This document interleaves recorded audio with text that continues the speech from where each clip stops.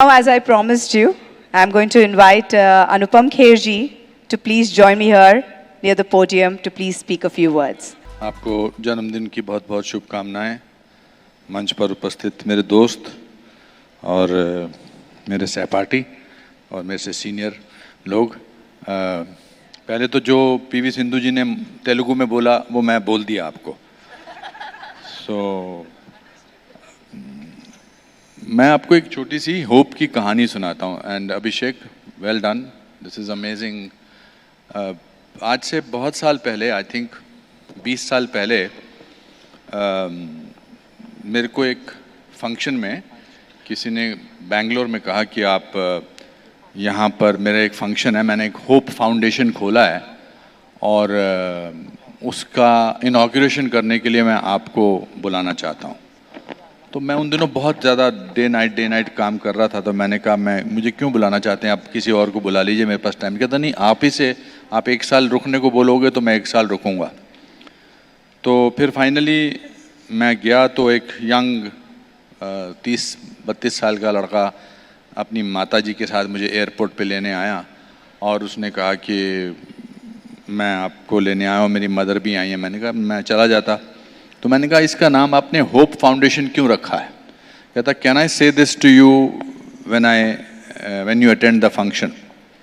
तो हम बेंगलोर में फंक्शन पे गए और फिर शाम को उस लड़के ने एक स्पीच दी कि आज से 8-10 साल पहले मैं मुंबई में था और एयरपोर्ट जा रहा था और बहुत बारिश पड़ रही थी और हम जुहू और जो अंधेरी के बीच में ब्रिज है, वेले पार्ले ब्रिज पर फंस गए थे। हमारा ऑटो ख़राब हो गया था और मेरा बेटा जो था वो इंटरव्यू देने जा रहा था और बारिश पड़ रही थी, तो हम ऑटो से बाहर निकलकर बारिश में भीग रहे थे and we had to make to the flight.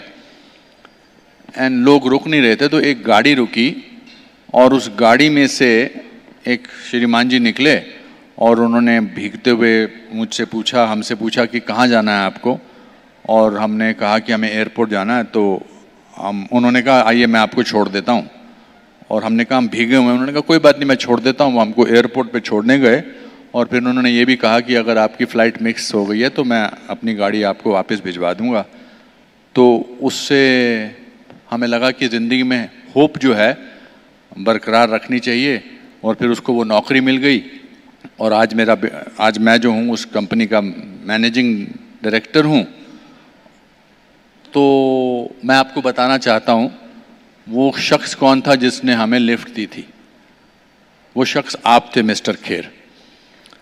तो मुझे लगा कि होप जो है अच्छा काम करके आगे आगे आ ही जाता है। तो अभिषेक, आपने और आपके परिवार ने जो अच्छा काम चुना है, इसका आपको क्या, कहाँ क्या क्या मिलना है, इसका आपको अंदाज़ा ही नहीं है।